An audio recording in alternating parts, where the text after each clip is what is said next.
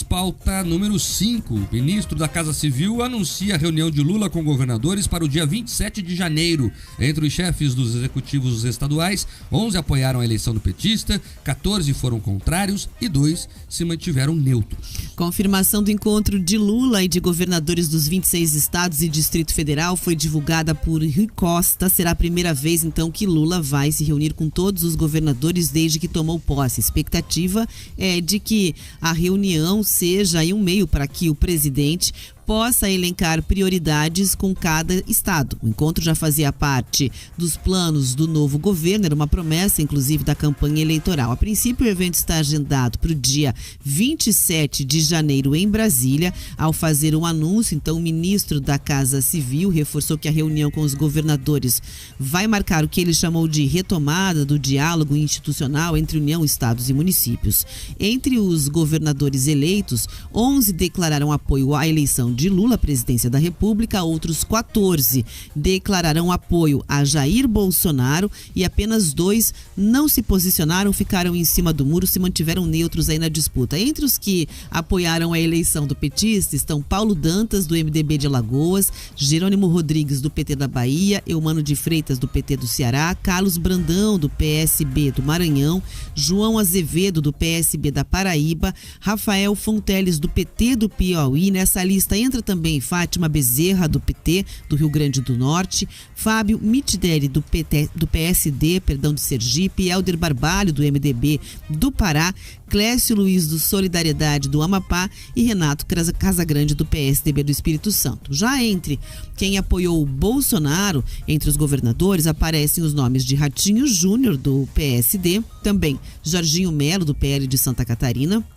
Tarcísio Freitas, do Republicanos de São Paulo, Cláudio Castro, do PL do Rio de Janeiro, Romeu Zema, do Novo de Minas Gerais, Gladson Camelli, do PP do Acre, Wilson Lima, do União Brasil do Amazonas, Ibanez Rocha, do MDB do Distrito Federal, Ronaldo Caiado, do União Brasil de Goiás, Eduardo Reedel, do PSDB do Mato Grosso do Sul, Mauro Mendes, do União Brasil do Mato Grosso, Marcos Rocha, do União Brasil de Rondônia, Antônio Denário, do PP de Roraima e Vanderlei Barbosa, do Republicanos do Tocantins. 2 governadores que se mantiveram aí sem declarar apoios foram Raquel Lira, do PSDB de Pernambuco, e Eduardo Leite, do PSDB do Rio Grande do Sul, Mark. Tá, e portanto, isso aí é mais para inglês ver, viu? Isso aí é mais para inglês ver. O Lula vai lá fazer um grande evento político, um mini comício ali, para dizer que está perto dos governadores. O que eu quero ver é na prática. Se vai respeitar depois os repasses obrigatórios, coisa que o PT não respeitou em outros governos, atrasava repasses obrigatórios em governadores que ele não era simpático, para governadores que ele não era simpático, né? Se ele vai respeitar as composições do Fundo de Participação dos Municípios, inclusive para prefeitos que fazem oposição ao governo federal. É isso que importa. É isso que importa. O resto é marketing, Pedroso. Olha, você incluiu todas as questões dos repasses obrigatórios, a gente pode ampliar esse debate, falar inclusive dos investimentos da União, de quão a balança ficava desbalanceada para esses estados que não tinham aliados dos governos petistas, que não eram alinhados ao Palácio do Planalto, para receber obras e intervenções federais, transferências voluntárias, investimentos, programas.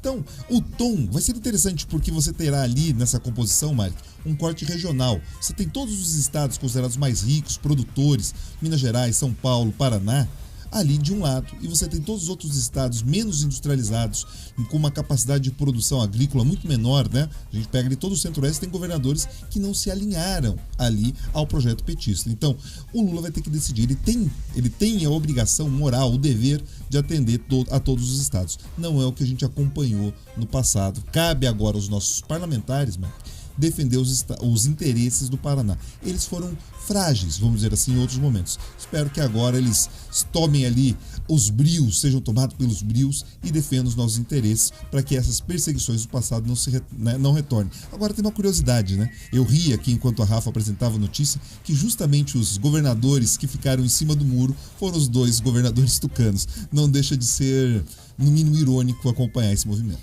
Agora, Pedroso, é importante falar que o próprio Paraná já foi prejudicado no passado por isso, tá? Muito. Governos petistas atrasavam repasses aqui ao nosso estado em relação ao governador Beto Richa, que na época era oposição ao governo central de Brasília, não é isso? Exatamente. Veja, você tinha problemas dos repasses obrigatórios e você teve, inclusive, Mark, nem só isso, você teve problemas com operações de crédito. Teve um momento que o governo do Paraná teve que entrar na justiça e o secretário do Tesouro Nacional, teve medidas estabelecidas pelo judiciário que se ele não liberasse os empréstimos, aprovados empréstimos, Mark, ele poderia ser detido. Então, você tem realmente uma forma de agir, uma forma de perseguir os que não são aliados, os que não estão alinhados, muito forte. Então, esse projeto hegemonista do PT, que a gente já consegue entender ali na composição dos ministérios, ela segue também na relação com os estados. Eles enxergam o instrumento do governo federal como uma forma de buscar e alcançar o poder nos estados também. Então,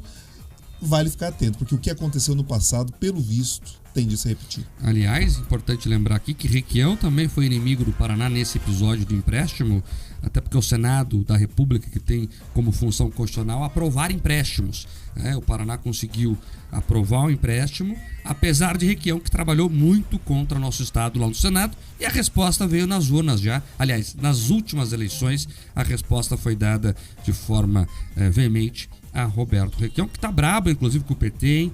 Eu tenho visto o Twitter dele, os tweets que ele vem fazendo. Rapaz, ali é um mar de... Qual que seria a palavra, Pedro? Vamos tratar de música. Eu gostei que você trouxe música, né? Ele tá o peito tá até aqui de mágoas, né? Lembrando Chico Buarque, já que, né, agrada a trilha sonora de alguns ouvintes. Então é isso, ele tá magoado. Mas sabe o que eu ri muito ontem, Mark? Ele descobriu agora o comportamento do PT. Ele é um político experiente, ele achou que com ele ia ser diferente. Sabe, assim, eu fico muito surpreso. Você falou sobre música, acho que nesse caso cabe mais o Cazuza com a metralhadora cheia de mágoas. Perfeito. Tá mais, né? Também tá. Vamos ver o que vão fazer. Agora, eu tô com dúvida realmente. Se tá fazendo isso porque tá realmente decepcionado e vai largar os bets, como se diz por aí, ou se é recado, Pedroso, pra tentar aí se recolocar no jogo. Eu acredito que é os dois. É o jeito do Requião fazer política. É o jeito dele fazer política. Ele vai, grita, fala grosso, tenta intimidar para verificar se alguém tenta contemporizar para chegar ao meio termo.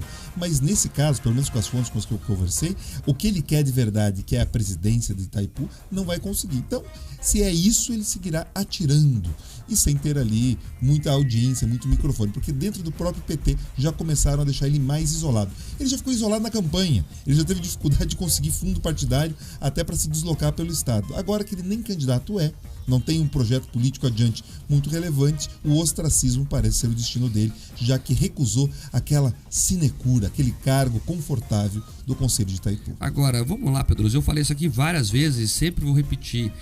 Tem gente que não sabe a hora de parar. Pelé é rei e morreu como rei, por quê? Porque ele parou na hora certa. A gente lembra do Pelé dando aula em campo.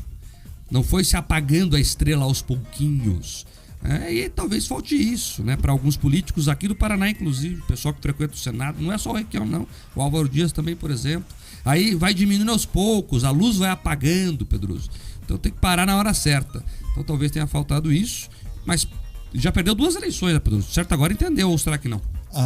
Olha só, é muito difícil, né? Porque daí o ego, ele acaba deixando anuviado, né, o juízo, a visão, o entendimento de que as pessoas já não entendem mais aquele projeto, né? O tempo passou, Marco, o tempo já superou, mas eles não conseguem, eles sempre vão buscar a culpa em outra pessoa. São injustiçados porque as pesquisas me traíram, sou injustiçado porque não me deram o apoio todo necessário. Nunca é responsabilidade do político. Note, você nunca vai ver um político que perdeu a eleição dizendo, olha, perdi realmente, eu fui menos competente, os meus adversários foram melhores. De forma alguma, ele vai dizer, a culpa é do outro, e sendo a culpa do outro, Marco, ele terá uma nova oportunidade ali de se colocar. Algumas pessoas chegaram a dizer que ele pensaria em ser candidato a prefeito de Curitiba.